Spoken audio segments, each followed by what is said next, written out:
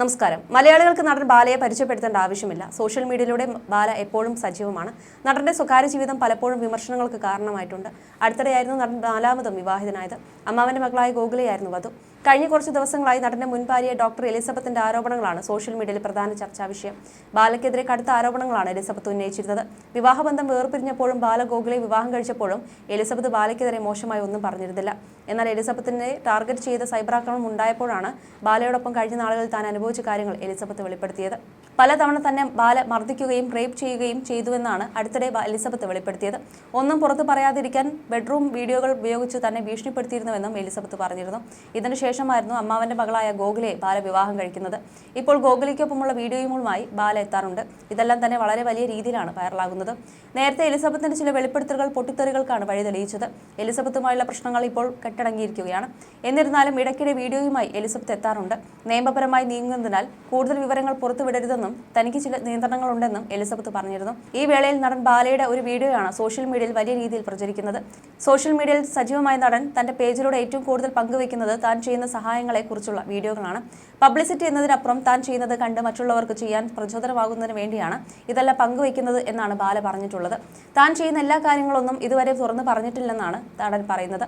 ഒരു കോളേജിൽ സംസാരിക്കവെയാണ് ബാല ഇതേക്കുറിച്ച് പറയുന്നത്. 17-ാം വയസ്സ് മുതൽ താൻ ചാരിറ്റി ചെയ്യുന്നുണ്ടെന്നാണ് ബാല പറയുന്നത്.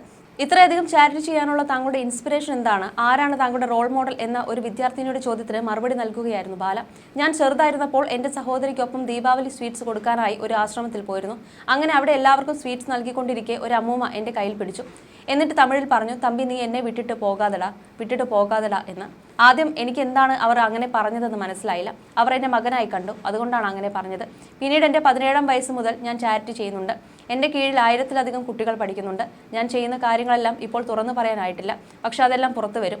ഞാൻ ജീവനോടെ ഇരിക്കുമ്പോഴല്ല, എൻ്റെ മരണശേഷം അതെല്ലാം പുറത്തു വരും. അപ്പോൾ മനസ്സിലാകും എന്നായിരുന്നു ബാലയുടെ മറുപടി. പിന്നാലെ നിരവധി പേരാണ് ബാലയെ സപ്പോർട്ട് ചെയ്തും വിമർശിച്ചും രംഗത്തെത്തിയിരിക്കുന്നത്. നിങ്ങൾ ചെയ്യുന്നതിനെല്ലാം ഫലം ദൈവം നിങ്ങൾക്ക് തിരിച്ചു തരും. എന്ത് വൃത്തികേട് കാണിച്ചിട്ടും ഞാൻ ചാരിറ്റി ചെയ്യുന്നുണ്ടെന്ന് പറഞ്ഞാൽ എല്ലാം ആകുമോ? നിങ്ങളൊരു ചതിയനാണ്. എല്ലാ സ്ത്രീകളുടെ ജീവിതം നശിപ്പിച്ചു. ഇനി എന്നാണ് ഗോകുലയെയും ഉപേക്ഷിക്കുന്നത്?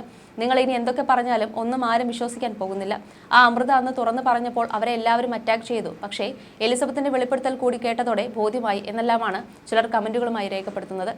എന്നാൽ ചിലർ ബാലയെ പിന്തുണച്ചുകൊണ്ടും രംഗത്തെത്തിയിട്ടുണ്ട്. ബാല, നിങ്ങൾ നിങ്ങളുടെ ശരി ചെയ്യുക. പിന്നിൽ നിന്നും കുത്താനും കുറ്റപ്പെടുത്താനും ഒരുപാട് പേർ ഉണ്ടാകും. നിങ്ങൾ മരണത്തിന് മുന്നിൽ കണ്ട് അവിടെ നിന്ന് തിരിച്ചെത്തിയ വ്യക്തിയാണ്. അത് നിങ്ങൾ സഹായിച്ച പാവങ്ങളുടെ പ്രാർത്ഥനയാണ്.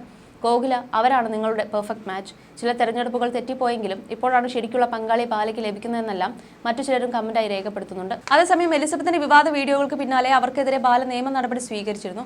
തനിക്കെതിരെ അനാവശ്യ ആരോപണങ്ങളാണ് എലിസബത്ത് ഉന്നയിക്കുന്നതെന്നും അവർ അടിയന്തരമായി മാനസികാരോഗ്യത്തിന് ചികിത്സ തേടണമെന്നുമാണ് ബാല പറഞ്ഞത്.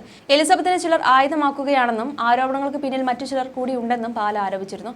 എന്നെ ആരും സപ്പോർട്ട് ചെയ്യണമെന്ന് ഞാൻ പറഞ്ഞിരുന്നില്ല. ഞാൻ അനുഭവിച്ചത് ഇനി വേറെ ആരും അനുഭവിക്കരുത്. ഞാൻ ആദ്യം തന്നെ കേസുമായി പോയെങ്കിൽ എനിക്കിതൊന്നും പറയാൻ പറ്റിയെന്ന് വരില്ല.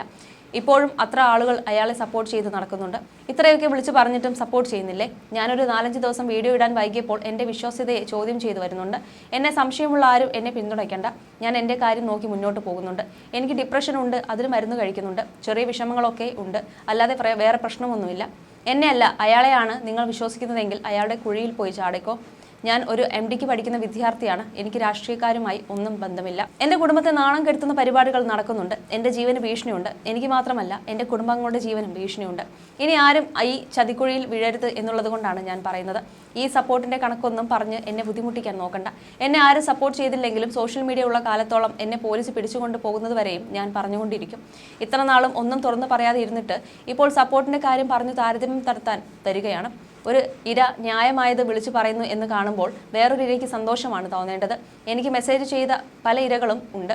വർഷങ്ങളായി ഫൈറ്റ് ചെയ്യുന്നത് കാണുമ്പോൾ സന്തോഷമുണ്ട് എന്ന് പറഞ്ഞിട്ട് നിങ്ങൾ ഇതിൽ ജയിക്കണം, അതാണ് ഞങ്ങളുടെ ആഗ്രഹം, നിങ്ങൾ ഞങ്ങൾക്ക് പ്രചോദനമാണ് എന്നൊക്കെ പറയുന്നത് കാണുമ്പോൾ സന്തോഷമുണ്ട്. അല്ലാതെ ജീവൻ കളഞ്ഞിട്ട് എനിക്ക് ഒന്നും നേടാനില്ല എന്നും എലിസബത്ത് പറയുന്നു. കേസ് വന്നാലും ജയിലിൽ കിടക്കേണ്ടി വന്നാലും തനിക്ക് നേരിടേണ്ടി വന്ന അനുഭവങ്ങൾ തുറന്നു പറയുക തന്നെ ചെയ്യുമെന്ന് എലിസബത്ത് ഉദയൻ വ്യക്തമാക്കി. ഞാൻ ഇത്ര കാലമായിട്ട് എന്നെ റേപ്പ് ചെയ്തു, എന്നെ ഇത്തരത്തിലൊക്കെ ഉപദ്രവിച്ചു എന്നൊക്കെ പറഞ്ഞിട്ട് ആരും കേസ് കൊടുത്തിട്ടില്ല. ഞാൻ കേസ് കൊടുത്തിട്ടില്ല, അതുകൊണ്ട് ആരും കേസ് എടുത്തില്ല. ഇവർ കേസ് കൊടുത്തു അതുകൊണ്ട് ഇപ്പോൾ കേസ് എടുത്തു.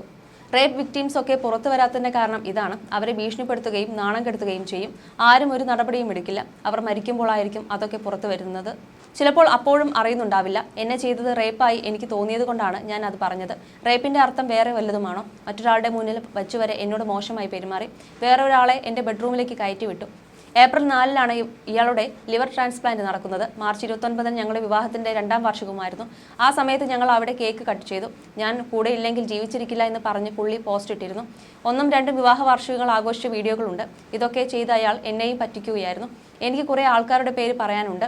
അത് ഞാൻ കേസ് ആകുമ്പോൾ പറയാമെന്ന് വിചാരിക്കുന്നു. എന്നെ അതിനു മുൻപ് ഒന്നില്ലെങ്കിൽ ഞാൻ എല്ലാം വിളിച്ചു പറയും. ഞാൻ അല്ലാതെ തനിയെ ചാവാനൊന്നും പോകുന്നില്ല. ഇതുപോലെ ദുരന്തം അനുഭവിക്കുന്ന റേപ്പ് വിക്ടിംസിന് ഒരു പ്രചോദനമായി ജീവിക്കാനാണ് ഞാൻ ആഗ്രഹിക്കുന്നത്. ഈ ചാനലും വീഡിയോയും ഡിലീറ്റ് ചെയ്യാൻ പറഞ്ഞാലും ഞാൻ പറയാനുള്ളത് പറഞ്ഞുകൊണ്ടിരിക്കുമെന്നും എലിസബത്ത് പറഞ്ഞിരുന്നു.